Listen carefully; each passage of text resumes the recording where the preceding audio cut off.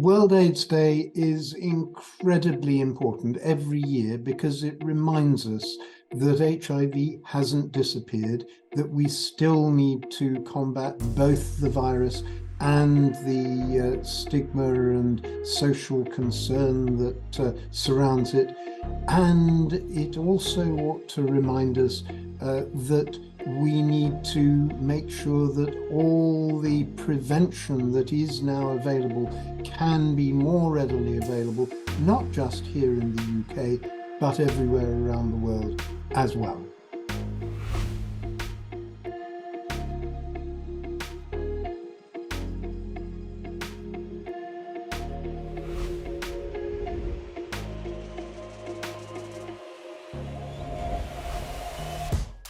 Good afternoon, everyone. Welcome to this special World AIDS Day edition of Chamber Broadcasting's special session today on HIV and AIDS. And we're obviously marking World AIDS Day, which happens on the 1st of December each year, and will be happening later on this week. And in order to mark this important awareness day, both here and across the world, I'm really pleased to welcome you to a special recording of a discussion today around HIV and AIDS and how we can reduce the virus and its impacts, not just here in the UK, but right across the world. My name is Paul Bates, and I am the Assistant Director at Terrence Higgins Trust. I'm responsible for communications and public affairs. Joining me this afternoon, we've got a storied panel of leaders around HIV and AIDS, and I'll pass to each one of them to introduce themselves. And may I start, please, with Lord Chris Smith. Over to you. Chris Smith, I'm a member of the House of Lords. I was the Member of Parliament for Islington South and Finsbury for 22 years. I was Culture Secretary for 4 years, from 97 to 2001.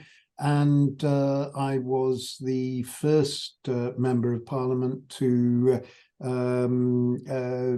come out as being HIV positive way back in 2005. No, thank you, Chris. And can I say for the record how pleased I am to be here with you after many years of leadership in this space. So thank you very much for joining us. Silvia, I'd like to introduce you as well. So if I can hand over to you. Yes. I'm Silvia Petretti, and I am the Chief Executive of Positively UK. Positively UK is an organization by positive people, by people living with HIV, who support others living with HIV so that we can have the information, the knowledge, and the connection to live healthy lives and to overcome the stigma that still surrounds HIV. Thank you very much, Silvia. And can I say what a fantastic opportunity to hear the voices of women in this debate. And it's really fantastic to have you here with us. And Matthew, no introduction necessary, but do one anyway. So my name is Matthew Hodson. I'm the Executive Director of NAM aidsmap, which provides information about HIV and AIDS to audiences all around the world. I was diagnosed with HIV myself in 1998, so a couple of years after the introduction of antiretroviral therapy. And before I joined NAM, I was the Chief Executive of Gay Men Fighting AIDS. Thank you very much, Matthew. So today's format is we're going to have a panel discussion with a number of key questions. And if it's okay with the audience, we're going to range quite widely across each of those. And the important thing to start with is that this year's theme around World AIDS Day is Let Communities Lead. Annually, each of the World AIDS Day commemorations has a key theme, and this year the focus is very much around communities and how local communities can help mobilise and marshal the efforts globally to try and reduce HIV and AIDS, with a real focus here in the UK, where of course the government has committed to try and reduce HIV and AIDS virtually to zero by 2030. It's a really ambitious goal, but one I'm hoping we can touch on today as part of our discussions. So I'm going to start with the first question, which may well be a little difficult to answer, but we'll have a go. And it is, in essence, how important do each of the panelists think that communities are in terms of reducing HIV by 2030? How can we achieve that goal working hand in hand with our communities? Silvia, I'm going to come to you first, if you don't mind. Oh gosh, well, thank you for the question. I think it's a crucial question in terms of achieving the goals of having zero transmission, zero stigma by 2030. I think in the field of HIV, what we are very lucky to have is a real legacy of community leadership. Community have been involved in the response from day one, and we wouldn't even have the treatment that we have today if ACT UP didn't mobilize in the 80s and fought for the research and for the science to be developed for the very effective treatment that we have today. And I think it's really important that communities are involved at the very beginning as co-producer, as peers, and not like an afterthought. So I think it's really important, especially for communities who are more marginalized or might find it more difficult to be involved, that there is a very proactive approach in engaging with us. And I speak as a woman and as a migrant living with HIV. It was really important for me to find supports that were very accessible to me, that were run by other women living with HIV. And that enabled me to develop the leadership that I now have.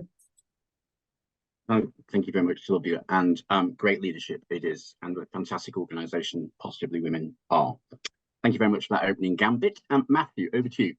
What do you think communities can do locally and actually also globally in helping meet this goal? I mean, I think any discussion about HIV has to acknowledge that the communities which carry the highest prevalence of HIV are often the most marginalized communities on a global level as well as on a local level. So obviously the fact that it's been in the UK, it has been gay men and migrants and African communities and injecting drug users and sex workers and trans people who have carried the heaviest burden of HIV. So I think we've got to acknowledge the extent of the challenge which is faced, and that challenge has been magnified by the communities which carry the greatest prevalence and also by the intersectionality between those communities.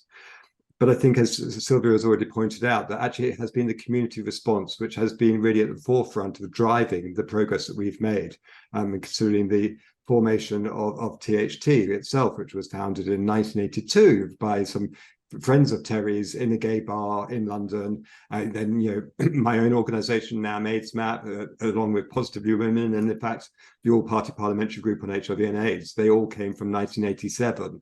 So there's a great history, and if you look at what communities have achieved in the battle to end new HIV infections and to support people living with HIV, I mean, there's some real kind of solid pieces of evidence we can point to. We can talk about, for example, the impact that communities had in leading the demand for PrEP access, which has now had a significant impact on new infections. I think it has been communities which have been at the forefront of challenging HIV stigma. And challenging HIV stigma isn't just about making the lives of people living with HIV better. It's about reducing those barriers to HIV testing and HIV treatment and HIV care, which are essential to ending the epidemic.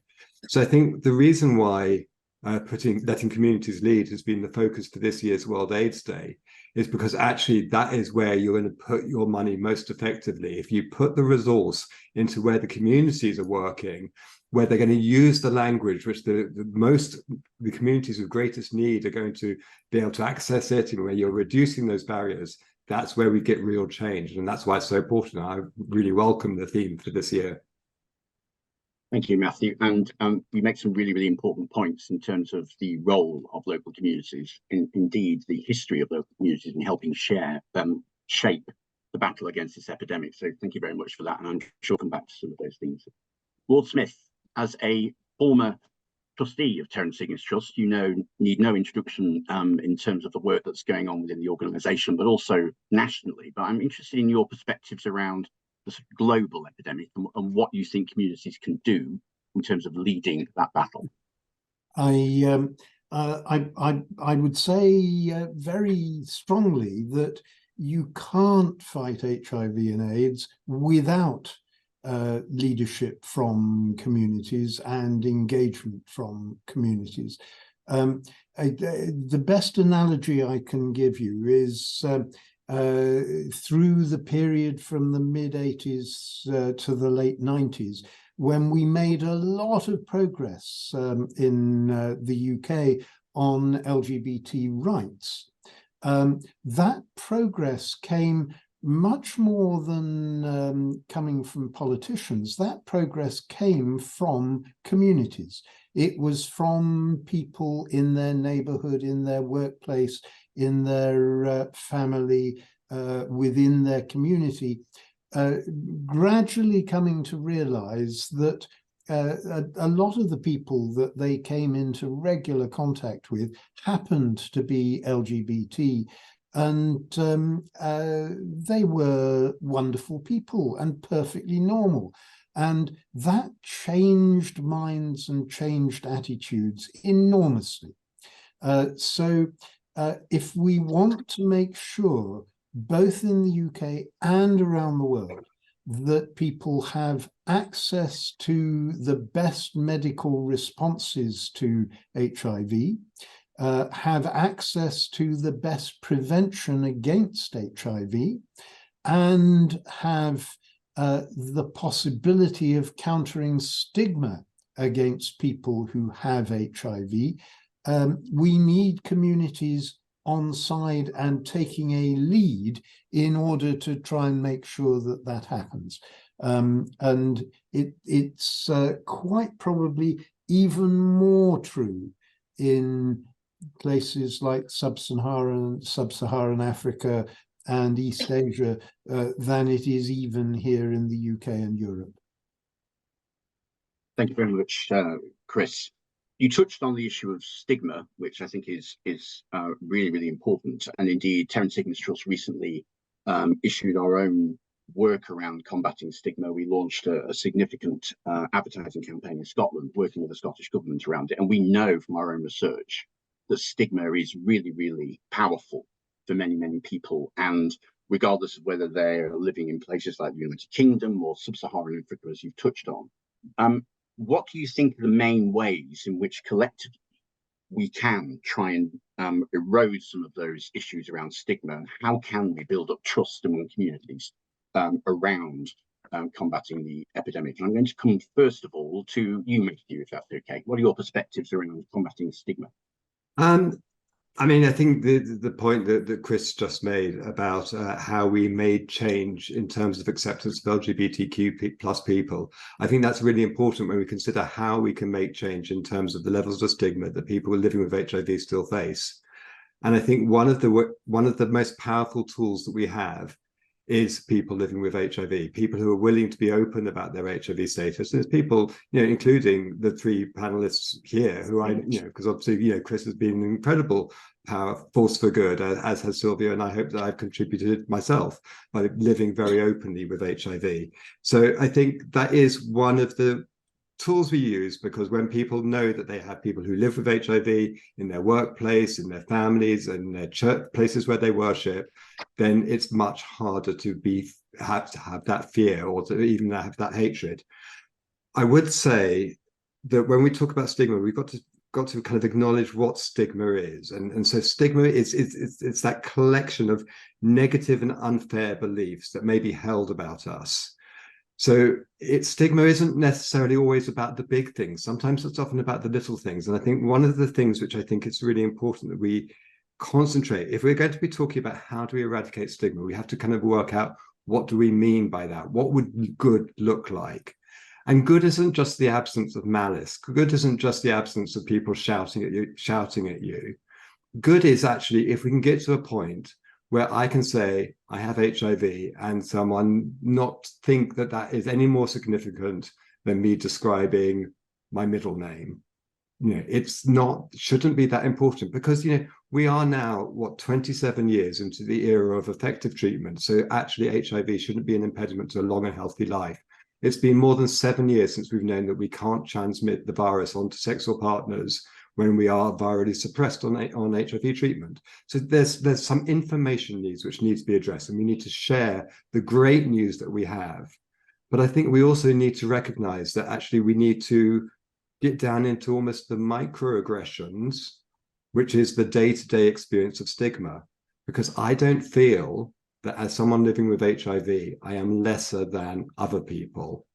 And it's while we still have that daily experience of people putting their head to one side and going, oh, or while we still have the the reality show where someone discloses their HIV status and they have to play sad music because it's always seen as a sad thing, or even the fact that we talk about disclosure when in fact it's just being open about living with HIV. The very language which we use around HIV so often stigmatizes in itself. And so I think what we want to do is just say, let's set the ambition high, that it isn't just about quelling that anger which people may feel. It's just about challenging the assumption that people living with HIV are any lesser than others. Thank you, Matthew. I mean, you spoke extremely powerfully there around stigma, and I mean, I absolutely celebrate the fact that you use that word in a sort of, we need to push away from it in terms of disclosure. I mean, I'm a positive person myself. I'm only just getting used to the notion of actually being open about it, because there is all that level of stigma, but horrible words like disclosure just make me feel a little bit uncomfortable. Chris, obviously this is something you've got an enormous track record around, and as a leader, and probably a pioneering leader, how have you sort of dealt with those issues around stigma, and how do you think communities at the local level can also play a role in that process? Well, of course, stigma has its origin in fear, and you combat fear by being present and normal and ordinary. And I agree completely with what Matt was saying, that so much is achieved by people being open about their HIV status. I remember the thing that prompted me to come out as being HIV positive back in 2005. I'd hidden it for many, many years because it simply wasn't relevant to anyone. But the thing that made me decide to say something was when Nelson Mandela, at the funeral of his son, who had died of AIDS, made a very powerful speech in which he said, we've got to stop hiding this. We've got to come out into the open about it. We've got to talk about it. That's the only way in which we will be able to counteract this ghastly virus and what it's doing to us. And I just thought perhaps now was the time for me to say something about myself. And I have to say, one of the most wonderful things that happened, I did it in a front page splash in the Sunday Times on the Sunday, and then did a lot of media interviews during the course of the Sunday. And then I walked into my parliamentary office on the Monday morning, and there was a note on my desk saying, please ring Mr. Mandela, with a telephone number. And I rang this telephone number, and there at the other end of the line, picking it up, was Nelson Mandela saying, I want to say thank you. You've made a real difference. And that sort of made it all worthwhile after all. Well, in terms of name dropping, that's probably the best I've ever heard in my life. But what an incredible leader Nelson Mandela was. And I think your perspectives around that are really, really powerful also, Chris. Silvia, you talked earlier on in your remarks about the importance of understanding the real true diversity of this epidemic. And obviously, with the annual theme being around letting communities lead. One of the things I'm conscious of is much of the sort of efforts over the last few decades has been driven often by campaigners in what you might call the sort of first world, which is an horrible, ghastly phrase. But the leadership actually of the global south and communities across some of those areas of the world, which you wouldn't necessarily classify up there as, first world, horrible phrase. But what do you think is the importance of communities right across the globe in terms of shaping this battle, and how can they contribute further, do you think? And also, crucially, what perspectives do you think they bring to the arguments around diversity, both of action and thought and commitment around this epidemic? Wow, what a huge question. Well, for community to really participate, I think we really need to be aware of some of the barriers that many people, both in the UK and globally, might face around involvement. Because for many of us, being engaged, being involved, it's easy because we have a job, we have a house, things are going, we have a lot of disposable time and time to think and do things. But what I found out is that for many people, for many women, and for many communities, when the day-to-day living sometimes is so burdensome, there can be a barrier to involvement. I know that in the UK, very often, well, if we want to have a very successful project that engages everyone in the community, we need to fundraise for things that very often funders are not very keen on, including travel expenses, refreshment, childcare, and making sure that the timings of our group are decided with the people that are going to make the group, so that it doesn't clash with the school run or something like that. But what I want to say is that we cannot make engagement a luxury. That only people with disposable time and disposable income can be engaged. That we have to remove some of the barriers from engagement, both at local and global levels. And for me, that means to really give funds at the grassroots, give funds to organizations that are run by the people who are facing the issues. And I know that local network in the South have achieved incredible goals. The network of women living with HIV in Malawi took the government to court because women with HIV were forcibly sterilized just because they were HIV positive. The system told they shouldn't have the right to be mothers. And the women took the government to court. Women with HIV, the network, and they won the case. And they restored the full human rights to have a family. So women communities can really mobilize even in really difficult situations, but they do need the support and solidarity, and I think the funding at grassroots level. And sometimes a lot of the funding opportunities are for the big organizations with very complex funding procedures, and that's not. And very often the money doesn't arrive in the right hands. So for me, it's the support at community level, the financial support at community level, and the political will as well to make this kind of funding available in such a network. Sorry, sometimes English defies me, but in capillary level, that it goes into the vessel, into the little rivers, and it doesn't stay just with the big organizations at the top. That's a really important point, actually. And I mean, I've been involved in HIV and AIDS activism certainly since my early 20s, when I worked at the Stop AIDS campaign. And one of the main calls back then was the importance of working with communities, not doing to communities. And that's easy to say, but not quite so easy to achieve. So Matthew, I mean, you've got an extremely long track record of activism in this space, and certainly the organisation you head up, aidsmap, incredible organisation, and have worked really, really hard to make sure that that kind of diversity in terms of the work that you do is front and centre. Could you just talk us through a little bit of that on why do you think it's so important to combating this epidemic? Yeah, I mean, one of the programs which we run at aidsmap is that we have a program called Emerging Voices, where we actually train up people from all around the world in scientific health journalism. And what this gives us as an organization is that it means that we have a range of experience within the room. So when we're writing about the latest scientific data, and it might be that we're looking at, say, perhaps a piece on the HIV prevention needs of rural fishermen communities in Kenya.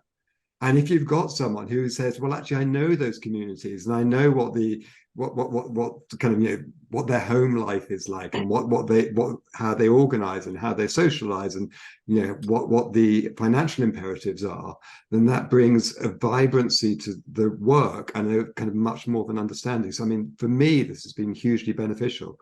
And I guess what we see is that it's a mistake if you overgeneralize, because the experiences of people in sub-Saharan Africa will be different from nation to nation. And I think that's a really important distinction to make. Sub-Saharan Africa is not one single body, but also if you look at where the needs are greatest at the moment, I mean, we are seeing probably the fastest rising epidemic in the world in Russia and Eastern Europe and Central Asia at the moment. And that is because even when the people are diagnosed, they may not have access to treatment. And so that actually also leads to onward transmission. And the challenges there are often political. And so I think, you know, sometimes it's around infrastructure, sometimes it's around will, and often it is around, I mean, I speak as a queer person, often it's around kind of judgmental attitudes. One connecting factor for every nation which has seen success is they offer free, non-judgmental services. And it's so crucial and it's so fundamental. But actually, you do see it again and again and again, where regions are failing to meet the needs of their populations is because they're not able to offer non-judgmental services. And that's why I think it's impossible to separate HIV out from the experience of migrants, from the experience of LGBTQ plus people, from the experience of women who may be disempowered within some cultures. And also, you know, talking about, again, injecting drug users and sex workers and other marginalized communities. This is why it's really important that they are part of shaping the services which are going to support them, because if they're not a part of that conversation, then those services are not going to be appropriate and they're not going to reach them. And that will have an impact on all corners of society. Thank you, Matthew. Both yourself and Silvia make really powerful points around ensuring that communities have the opportunity to feed into the services and the activism that's happening locally. So on that point, Chris, I mean, one of the issues I think with the global HIV epidemic is individuals active in the space may often feel that it's an enormous thing that they can't possibly contribute to or have a voice in. And one of the issues often is certain countries tend to lead this battle and others tend to get left behind and aren't always consulted properly. So I'm just wondering what quick perspectives you think all nations across the world have a role in terms of contributing to this battle. And Matthew's already mentioned a couple of countries that aren't normally referenced in this area, but I just wonder, is there really genuinely a voice for everyone in the world to try and fight this battle? There's not enough of a voice. I remember about 15 years ago, I went to Swaziland. Now, Swaziland has been savagely impacted by HIV. Something like 40% of the adult population have HIV in Swaziland. And going out to some of the rural areas, the really poor rural areas, miles away from any help or support, one of the most inspiring things was finding that it was local women who were getting together and they were forming farming cooperatives, and they had simply decided, we are going to take things into our own hands and we're going to do it for ourselves. And they had become the motors of progress and hope for the communities that they were part of. I think that lesson about the ability of communities everywhere to take leadership themselves and then to force their countries to take leadership. I can remember after meeting some of these really inspiring women, I had a meeting with the Minister of Health in Swaziland. And I said to him, look, you have lots of people who are affected by HIV. You can't expect them to make the 2-day journey by bus to get into the capital city to get access to antiretroviral therapy. Why don't you, and the World Fund for AIDS would be very happy to fund this, why don't you have a fleet of buses that you send out into the local areas to take the medications and the nursing support and the advice out to communities that are affected. He looked at me and said that would be a very good idea, and I don't think anything has happened. But we need to try and get local communities making their governments stand up and talk about how their country is being affected. Thank you very much, Chris. I think that's a really, really important point. Now, one thing I should do is if you want to either follow the conversation or join in, then please do log on to @ChamberVoice and hashtag World AIDS Day or hashtag WAD 2023. I'm sure your perspectives and your opinions are really, really important to this too. So please do follow along with what the discussion is about. I'm going to sort of try and knit this together now because I'm conscious of time. And obviously the audience of today's broadcast is local authority leaders, NHS leaders, and those with a stake in the local system here in the UK. And this is a horrible question, Silvia, and I apologise for it. We're all talking about the goal of eliminating HIV transmission in this country by 2030. It's a goal we can meet. We absolutely can do it.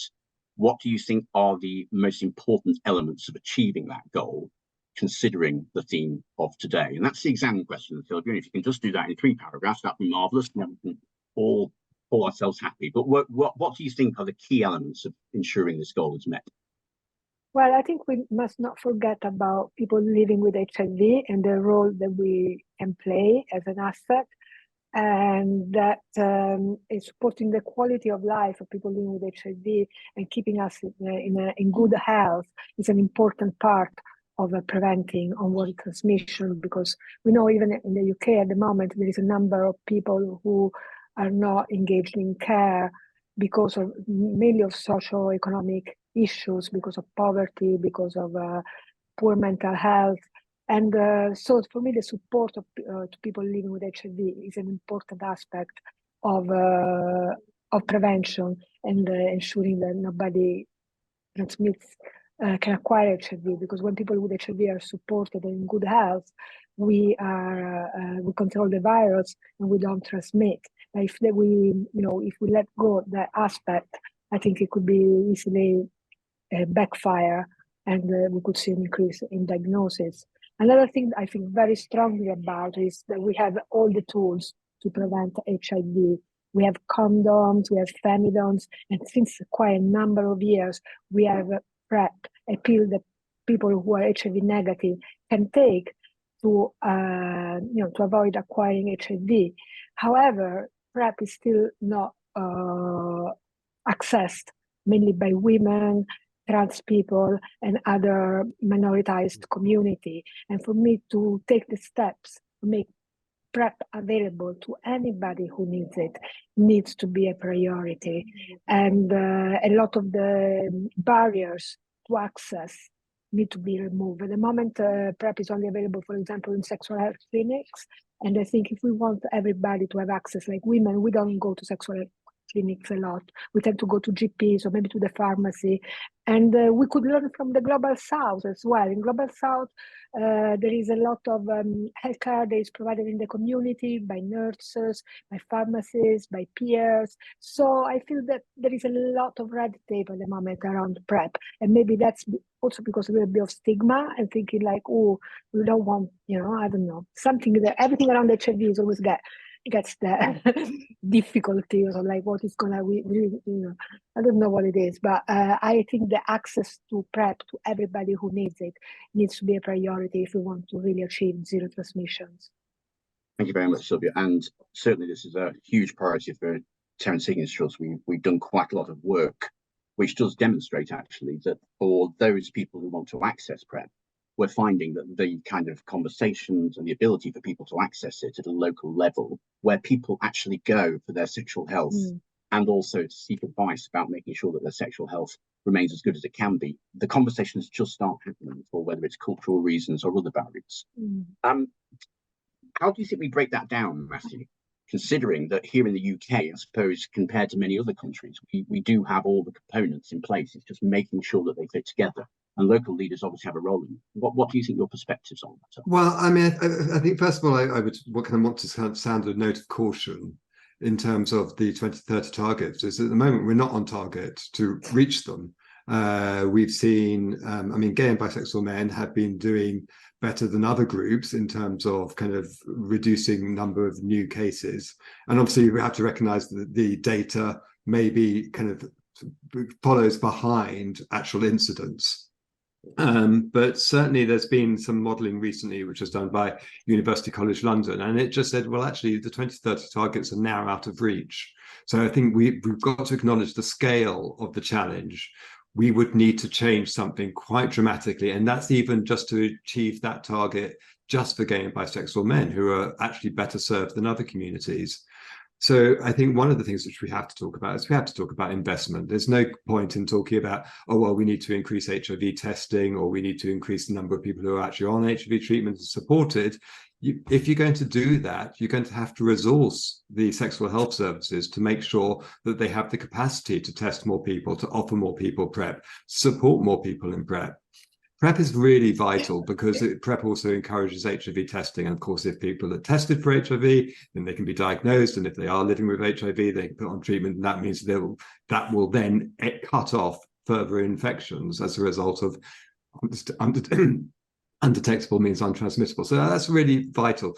We also got to, once again, recognize the impact that stigma plays in creating barriers to testing.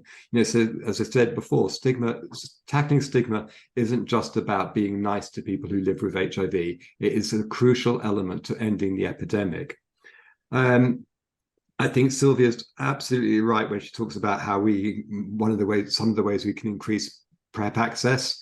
I think making sure that it's in settings where women do go generally for health. So in pharmacies, in reproductive health settings, that's really vital. I think injectable PrEP is really exciting because I think we have to acknowledge the challenge of taking daily pills, particularly for people who may not be in domestic situations where that's easy for them. Maybe they live with people who they don't want to know that they feel that they're at risk. I think we also need to talk about how, if we're going to meet the challenges we face, we need to acknowledge that we're facing them on a global level. COVID illustrated really sharply that you cannot solve global problems with a local approach. We need to have global solutions to global problems. And part of that is really evidenced in the way that we treat migrants. It's really important that we create an environment for migrants where they know that they can access health services, because that's absolutely vital in terms of our ability to treat and prevent further infections. So I think it is some systematic changes are needed, because I don't think we're on course at the moment. There is something which I would just say to people who are policymakers, to people who are are deeply involved in this. We have a website which is produced by aidsmap, which we work on with the UK Health Security Agency, and it's called HIV Lens, and that will give people the opportunity to see where they are in their local region, across England at least. So far it's only England, not the rest of the United Kingdom, but they will have the figures on it of the number of people who've been diagnosed, proportion of those who are accessing treatment, the proportion of those who are virally suppressed. We can see where the gaps are. And the gaps are quite telling. The gaps are often based around people who belong to racially minoritized communities. There may be different data for men and women. So I think it's really important that we engage with the data, identify the gaps, and see how we meet those. But it will take resource. Thank you very much for that, Matthew. I think that's a really important point around resource, and it's one that isn't often discussed, because I think there is often sometimes we are slightly guilty as a sector of thinking that all the different elements are there and they're working well to achieve this goal. And we know actually that those elements aren't always working well, and that's even in countries like England, where we are doing relatively well. But we do need to be thinking carefully about whether or not we can achieve that goal. And Lord Smith, I'm coming to you, and I guess the final question, considering the time. thinking about our audience today, which is local NHS leaders, members of parliament, local councillors, and others working at that local level, considering everything we talked about in terms of the global challenge, what role do you think there are for both local democratic and system leaders to achieve that we do achieve this goal, and that we have got the right policy responses and the right resourcing in place to achieve it? Well, number one is to provide the resource. Matt is absolutely right that you need resource in order to do this. And of course, the case to make to government and the NHS is that the amount of money that you have to spend on making sure that preventive measures are universally available is a fraction of what you might end up having to spend if large numbers of people subsequently got infected. So it ought to make no-brainer sense to invest in prevention as much as possible. That would be my first request to government, NHS, and local government. My second request would be to try and make sure not just that PrEP is more readily available, but that it's more readily available in places where people don't have to think, I am going into a sexual health clinic in order to get hold of this. It should be something that is much more readily available in places where there isn't a frisson of unfamiliarity about crossing the threshold to get it. Those two things would make a fantastic difference. Whether we will meet the 2030 target deadline, I don't know, but we shouldn't abandon it simply because it's going to be difficult. Thank you very much. And indeed, the fact that it is difficult means that we do all have to put our shoulder to the wheel and do our absolute level best. And part of that, of course, is the role of local leaders. So we're going to draw the discussion to a close. But in doing so, I'm just going to ask each of our fantastic panelists just to give their 30-second concluding remark around the 2030 goal and the importance of communities in achieving it. I'm going to start with you, Matthew. In 30 seconds, could you sum up the role of communities? And do you genuinely think that the systems around the world are, and also locally, are enabling communities to play the role that we need them to?